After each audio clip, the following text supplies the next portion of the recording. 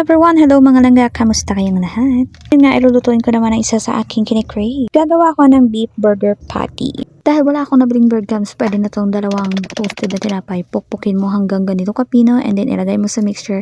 Ang purpose nito ay para mag-volumize ang ating patty. At dahil hindi ko na mauubos lahat, so ito na yung ginawa ko. Mahal-mahal ko lang siya dyan and then pinagpatong-patong ko siya sa isang sisiblan and ilalagay ko sa ref. Gagamitin ko din yun sa susunod na araw. At yung iba naman ay pinaghapunan ko. Tulad na nga sinabi nyo, nag-crave ako ng burger. Alam mo yun, yung burger talaga na lasang-lasa mo talaga yung beef. Meron naman nagbibinta ng homemade, pero ang mahal niya. Kung meron ka namang mga ingredients katulad ng minukos-mekos ko kanina, edi gawin mo na lang. Mas makaparami ka pa. Marami pang magagawa mong burger tea. Pwede mong ibang ilagay sa ref at i-frozen. Ilutuin mo naman pagka next day. Etong akin hindi ito magastos. 150 lang bili ko dun sa beef. Then 5 pesos dun sa pagiling-giling. Ito na.